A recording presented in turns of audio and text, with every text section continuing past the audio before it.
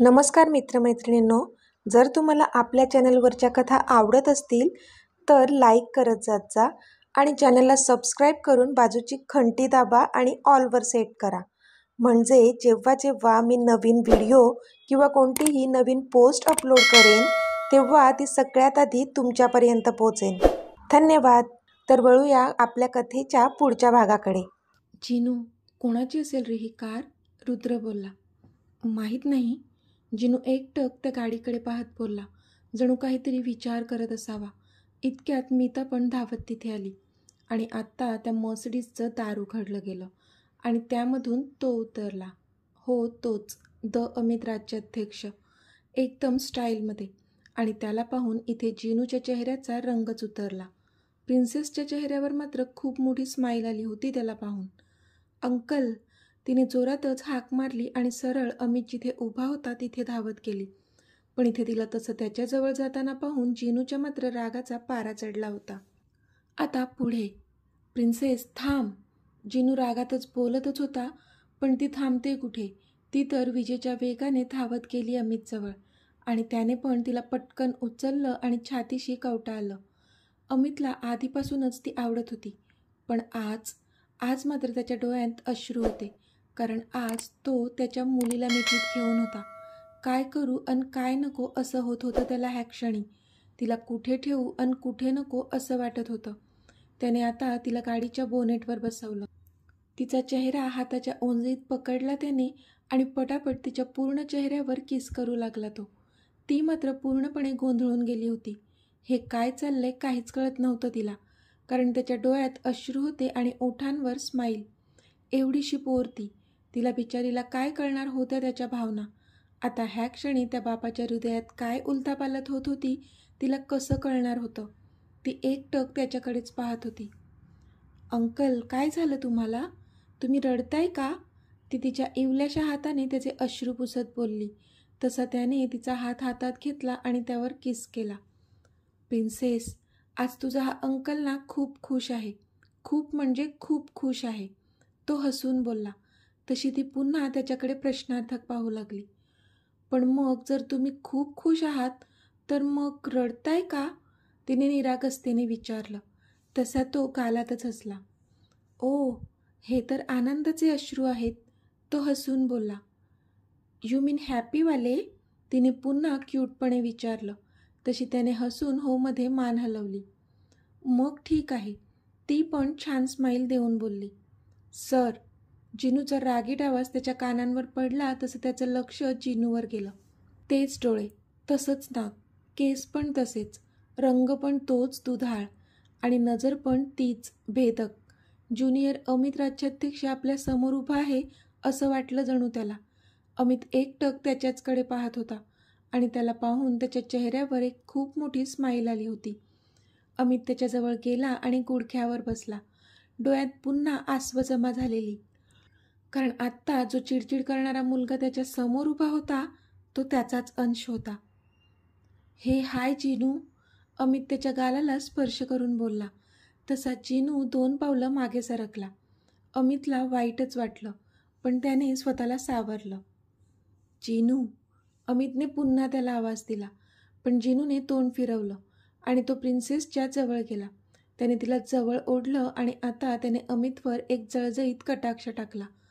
अमितला कळतच नव्हतं की का तो त्याचा इतका राग करतोय. सर, तुम्ही माझ्या बहिणीला किस का केला? जिनूने रागात अमितला विचारलं. तसं अमितला आता कुठे जाऊन डोकं आपटून घेऊ की काय असं झालं. आला मोठा बहिणीचा कैवारी. अमित डोळे फिरवून तोंडातल्या तोंडात पुटपुटला. सर, मी काय विचारतोय? जिनू पुन्हा रागात ओरडला. मला आवडती ती म्हणून किस केला, अमित बोलला. पण मला तुम्ही अजिबात आवडत नाहीत आणि ह्यापुढे तुम्ही असं काहीही केलेलं मी खपवून घेणार नाही, जिनू त्याच्या डोळ्यात डोळे घालून बोलला. आहे एवढासा 1.5 फूट आणि पापाला अक्कड दाखवतोय, अमित पुन्हा तोंडातल्या तोंडात पुटपुटला. रॉनीला मात्र मज्जा येत होती. आज स्वतःच्या मुलाच्या हातूनच त्याच्या बॉसच्या नाकी 9 येत होते.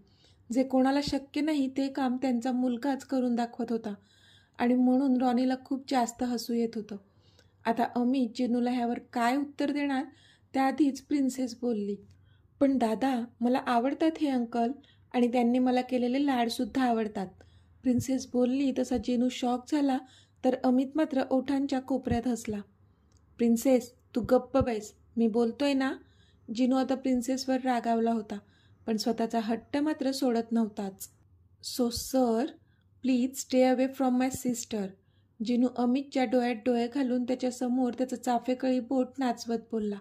आता ह्यावर काय रिॲक्ट व्हावं अमितलाच कळत नव्हतं. पक्का खडूस आहे, बापावरच गेलाय. अगदी शोभतो माझा मुलगा. माझ्याच मुलीपासून मलाच दूर राहायला सांगतोय. इडियट. अमित पुन्हा मनातल्या मनात बोलला. प्रिन्सेस, तुला माहीत आहे ना, आपली दोघांची नावं सेम सेम आहेत. अमितने जाणून बुजून जिनूकडे दुर्लक्ष करत प्रिन्सेसला विचारलं. तसा जिनूचा अजूनच पारा चढला. हो अंकल, मला माहिती आहे ना, आपली दोघांची नावे सेम आहेत. प्रिन्सेस हसून बोलली. तुला माहिती आहे आपली दोघांची नावे सेम का आहेत? अमितने विचारलं. तशी प्रिन्सेस गालावर एक बोट टॅप करत विचार करू लागली आणि मग तिने नाहीमध्ये मान हलवली. त्यावर अमित गालात हसला. Okay, no problem. आज मी तुला सांगणार आहे की आपली नावे सेम का आहेत. चल. अमित बोलला आणि त्याने तिला उचलून घेतलं आणि सरळ चालत तो लिफ्टच्या दिशेने गेला. तसा रॉनीसुद्धा त्याच्या मागे गेला. जिनूला काही कळलंच नाही. हे स्टॉप, सोडा तिला. जिनू ओरडला आणि तो पण त्यांच्या पाठोपाठ जाऊ लागला. तोच त्याला रुद्रने अडवलं. हे जिनू, ते कोण आहेत रे? तुझे रिलेटिव्स आहेत का? ती एवढी मोठी कार त्यांची आहे का? रुद्र त्याला प्रश्न विचारत होता, पण जिनूचं लक्ष होतं कुठे? तो तर अमितकडे पाहत होता, जो आता त्याच्या प्रिन्सेसला घेऊन जात होता. जिनूने रुद्रच्या प्रश्नांना इग्नोर केलं आणि सरळ अमित आणि रॉनीच्या पाठी पळाला. तो अमित आणि रॉनी लिफ्टमध्ये जातच होते की जिनू पण पटकन त्यांच्यासोबत लिफ्टमध्ये शिरला. तुम्ही कुठे चाललात माझ्या बहिणीला घेऊन? तिला खाली सोडा आधी. जिनू रागात बोलला, पण प्रिन्सेसने मात्र अमितला अजूनच घट्ट मिठी मारली. मी नाही उतरणार, प्रिन्सेस बोलली. तसा अजूनच पारा चढला त्याचा. प्रिन्सेस, जिनू रागातच ओरडला. डोंट वरी जिनू, आम्ही तुमच्या घरीच जात आहोत, अमित बोलला.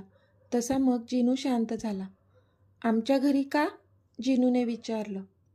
जिनू, तुझी मम्मा जिथे जॉब करते ना, त्या कंपनीचे मालक आहेत बॉस, रॉनी बोलला. तसा जिनू पुन्हा अमितकडे आश्चर्याने पाहू लागला. खरंच अंकल?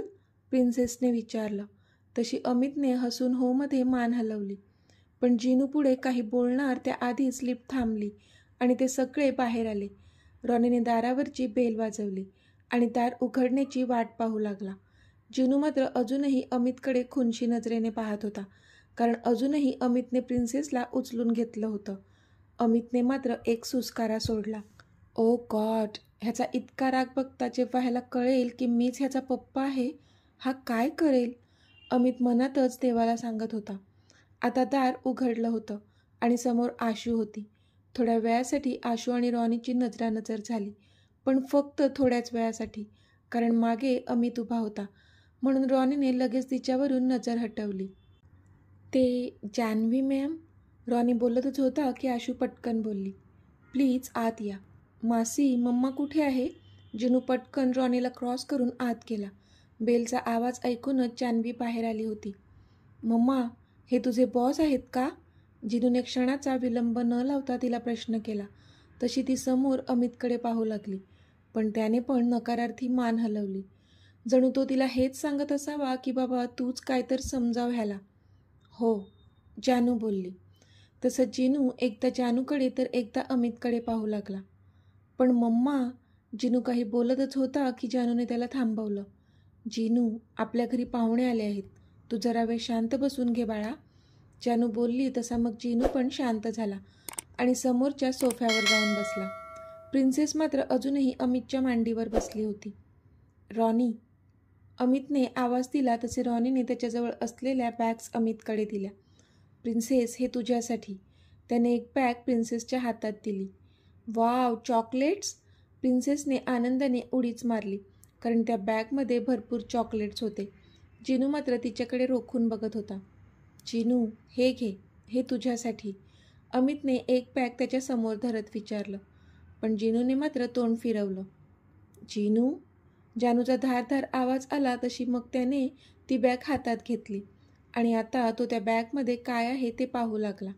पण त्यातली वस्तू पाहता त्याच्या चेहऱ्यावर मात्र स्माईल आली, कारण त्यात चॉकलेट्स तर होतेच, पण एक इम्पोर्टेड कार पण होती, जी बघून त्याला आनंद झाला होता. त्याने एकदा अमितकडे पाहिलं तर तो त्याच्याचकडे पाहत होता, जणू त्याच्या चेहऱ्यावरचा आनंद टिपण्याचा प्रयत्न करत असावा. पण जशी अमितची नजर जिनूवर पडली, जिनूने मुद्दाम चेहऱ्यावर काहीच एक्सप्रेशन्स नाही आहेत असंच दाखवलं, जे अमितने बरोबर हेरलं आणि तो कालात हसला. इथे जानूला मात्र आता खूप जास्त टेन्शन आलं होतं. तिला आता जिनू आणि प्रिन्सेसला खरं काय ते सांगायचं होतं, पण कसं सांगावं हा मोठा यक्ष प्रश्न तिच्या समोर उभा होता. ती विचारच करत होती की तोपर्यंत आशू त्या दोघांसाठी सरबत घेऊन आली होती. तिने अमितला एक ग्लास दिला आणि आता ती रॉनीसमोर ग्लास घेऊन उभी होती. रॉनी एकटक तिच्याकडेच पाहत होता, पण ती कधीपासून तो ज्यूसचा ग्लास हातात पकडून उभी होती, म्हणून मग त्याने तिच्यावरची नजर हटवली आणि तो ग्लास हातात घेतला. मम्मा, अंकल आज मला सांगणार आहेत की त्यांचं आणि माझं नाव सेम कसं काय आहे, प्रिन्सेस जानूजवळ जाऊन बोलली. तसं जानूने अमितकडे पाहिलं तर त्याने तिला डोळ्यांनीच खुणावलं. आता जानूने एकदा जिनूकडे पाहिलं तर तो पण डोळ्यात खूप सारे प्रश्न घेऊन तिच्याकडेच पाहत होता. तसा तिने एक औंढा गिळला. जिनू, मीता, इथे या. जानूने त्या दोघांना जवळ बोलावले. तशी दोन्ही मुलं तिच्याजवळ जाऊन उभी राहिली. जिनू, मीता, तुम्ही नेहमी मला एक प्रश्न विचारता ना, खास करून जिनू तुला तुझे पप्पा कोण आहेत हे जाणून घ्यायचं आहे ना.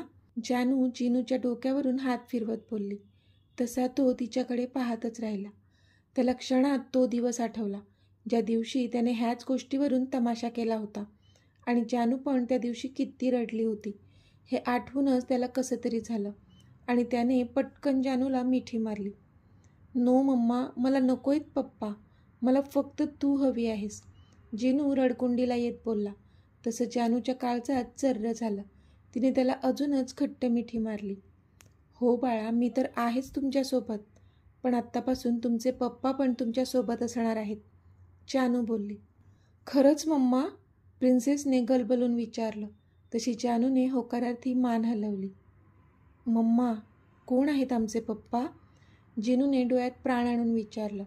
तसा जानूने एक दीर्घ श्वास घेतला आणि आता समोर बसलेल्या अमितकडे तिने पाहिलं. तो पण डोळ्यात प्राण आणून त्या क्षणाची वाट पाहत होता. हे आहेत तुमचे पप्पा, जानूने अमितकडे हात दाखवून सांगितलं. पण तिचं ऐकून जिनू आणि प्रिन्सेस दोघांनाही धक्का बसला होता. ते दोघे एकटक अमितकडे पाहत होते. पण लगेचच प्रिन्सेसच्या चेहऱ्यावर खूप मोठी स्माईल आली. ती पटकन धावतच त्याच्या जवळ गेली आणि उडी मारून त्याच्या अंगावर चढली. पप्पा, ती त्याच्या गालावरून तिचे इवलेसे हात फिरवून बोलली. तसे अमितने डोळे कच्च मिटून घेतले आणि त्यातून अश्रूचे काही थेंब त्याच्या गालावर झळकले. आज त्याच्या मनाला समाधान मिळालं होतं. त्याच्या मुलीच्या तोंडून आज तो पप्पा हाक ऐकत होता आणि त्याला कोण आनंद होत होता ह्याचं काहीच मोजमाप नव्हतं. डोळ्यातून अश्रू वाहत होते त्याच्या, ते वेगळे. त्याने तिला घट्ट आवडलं होतं, पण प्रिन्सेसने ते अश्रू अलकत पुसले. पप्पा, खरंच तुम्ही आमचे पप्पा आहेत, प्रिन्सेसने विचारलं. तशी त्याने हसून मान होमध्ये हलवली आणि प्रिन्सेसने त्याच्या गळ्याभोवती तिचे हात गुंफले आणि त्याच्या गालावर एक किस केला. तसा तो मात्र गालातच हसला. आता त्याची नजर जिनूवर गेली, जो की कधीपासून नुसता उभा राहून त्यालाच एकटक पाहत होता, एकदम आश्चर्यचकित होऊन. Jinu, come here my son, अमितने खूपच प्रेमाने त्याला आवाज दिला. तसं जिनूने एकदा जानूकडे पाहिलं तर तिने त्याला जा म्हणून सांगितलं. पण जिनूची मात्र केविलवाणी अवस्था झाली होती. त्याला त्याचे पप्पा तर हवे होते, पण त्याचे पप्पा म्हणजे हा माणूस असेल कधीच इमॅजिन केलं नव्हतं त्याने. तो एक एक पाऊल त्याच्या जवळ टाकत होता, पण त्याचं मन मात्र त्याला ॲक्सेप्ट करण्यासाठी धजावत नव्हतं. एवढासा होता तो. पण त्याला आठवत होतं त्याच्या मम्माने कितीतरी रात्री रडून काढल्या होत्या. त्याने स्वतःचे डोळे पुसले आणि मध्येच थांबला तो. अमित मात्र आता स्तब्ध झाला होता, कारण कधी एकदा आपण त्याला आपल्या मिठीत घेऊ आणि खूप खूप प्रेम करू असं झालेलं त्याला. त्याच्या तोंडून आपल्यासाठी पप्पा म्हणून हाक ऐकू ही अपेक्षा होती त्याची. पण तो मध्येच थांबला म्हणून अमित पण आता त्याच्याकडे एकटक पाहू लागला. जिनू, काय झालं बाळा? जा, पप्पांजवळ जा, जानू बोलली. पण तो मात्र तिथून वळून पटकन जानूजवळ आला. तुम्ही आमचे पप्पा आहेत ना? मग मला सांगा, तुम्ही तेव्हा कुठे होतात जेव्हा आम्ही शिमल्यात होतो आणि आमची मम्मा आणि मासीच आमचे सगळे लाड पुरवत होती? तुम्ही तेव्हा कुठे होतात जेव्हा स्कूल फंक्शनमध्ये मम्मा आणि पप्पा दोघांना बोलवायचे, तेव्हा प्रत्येक वेळी फक्त आमची मम्माच यायची? तुम्ही तेव्हा कुठे होतात जेव्हा माझी मम्मा रात्रभर रडून तुमची वाट पाहत असायची? जेव्हा माझे फ्रेंड्स माझ्याकडे पप्पा नाहीत म्हणून मला काहीही बोलायचे, तेव्हा तुम्ही मला प्रोटेक्ट करायला का नव्हतात? जिनू भडाभडा बोलत होता, पण हे बोलताना त्याच्या डोळ्यांच्या कडा पाणावल्या होत्या. पण इथे अमित, रॉनी, आशूसहित जानू पण एकदम शॉक झाली होती त्याचं ऐकून. कारण त्याच्या एवढ्याशा हृदयात इतकं सगळं भरलेलं असेल ह्याची अजिबात कल्पना नव्हती तिला. तिने सरळ जाऊन त्याला छातीशी घट्ट आवळलं. तिच्या डोळ्यातून पण आसवं बाहेर पडत होती. शांत हो बाळा, शांत हो, ती त्याला समजावत होती. मम्मा सांग ना, तेव्हा हे सर कुठे होते? जिनूने पुन्हा एकदा अमितकडे रागात पाहिलं. तशी अमितने नजर फिरवली, कारण खरंच तर बोलत होता तो. जेव्हा खरंच त्यांना त्यांच्या पप्पाची गरज होती, तो तर इथे तिरस्काराच्या अग्नीत जळत होता. त्याला तर माहीतही नव्हतं की त्याची इतकी गोंडस मुलं असतील, आणि त्याने कधी माहीत करून घेण्याचा प्रयत्न पण केला नव्हता. खरंच तर बोलत होता जिनू, की जेव्हा त्यांच्या लहानपणी त्यांच्या मम्मा आणि पप्पा दोघांनी त्यांचे लाड करायला हवे होते, तिथे फक्त त्यांची मम्माच त्यांना चांगलं आयुष्य देण्यासाठी धडपडत होती. Ronnie, let's go from here, Amit कसाबसा बोलला.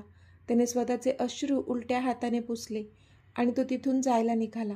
कारण खरंच त्याच्याकडे जिनूच्या कोणत्याच प्रश्नाचं उत्तर नव्हतं. पण तो बाहेर पाऊल ठेवणार इतक्यात. मीत, थांबा, आज कोणीच कुठेच जाणार नाहीत. जानूचा आवाज आला तशी त्याची जाणारी पावलं जागीच थांबली आणि तो जानूकडे पाहू लागला. प्लीज, जानू केविलवाणे चेहऱ्याने बोलली. तसा मग तो थांबला. जानूची पण द्विधा मनस्थिती झाली होती त्या क्षणी. कारण एका बाजूला तिच्या प्राणापेक्षा प्रिय तिचा नवरा होता, तिचा मीत, आणि दुसऱ्या बाजूला तिचा पोटचा गोळा, जो त्यांच्या दोघांच्या प्रेमाची निशाणी होता. तिने एक दीर्घ श्वास घेतला आणि ती खाली गुडघ्यावर बसली अगदी जिनूच्या समोर. जिनू एकटक त्याच्या मम्माकडे पाहत होता. जिनू, आज मी तुला खरं काय आहे ते सगळं सांगणार आहे. तुझा विश्वास आहे ना तुझ्या मम्मावर? जानूने विचारलं तसा जिनूने तिचा हात हातात घेतला आणि हो मध्ये मान हलवली. जिनू, आय एम सॉरी बच्चा, तुझ्या मम्माला माफ कर. इतकी वर्षे तुम्हा दोघांना तुमच्या पप्पांशिवाय राहावं लागलं. त्याला कारणीभूत मीच आहे. कारण तुमचे पप्पा तुम्हाला नाही, तर तुमची मम्माच तुमच्या पप्पांना एकटं सोडून निघून गेली होती. ते पण तेव्हा, जेव्हा ते खूप जास्त आजारी होते आणि त्यांना माझी गरज होती. ह्यात तुमच्या पप्पांचा काहीच दोष नाही आहे बाळा. त्यांना तर तुमच्याबद्दल काही माहीतही नव्हतं. जानू भरल्या डोळ्यांनी बोलली तसा पटकन जिनूने तिचा हात सोडला आणि तो 2 पावलं मागे सरकला तिच्याकडून. तर मित्रमैत्रिणींनो, आजचा भाग तुम्हाला कसा वाटला ते मला कमेंटमध्ये सांगा. आणि जर आवडला असेल तर व्हिडिओला लाईक करा, शेअर करा आणि चॅनलला सबस्क्राईब करून बाजूची घंटी नक्की दाबा. चला तर भेटूया आपल्या पुढच्या भागात. तोपर्यंत धन्यवाद.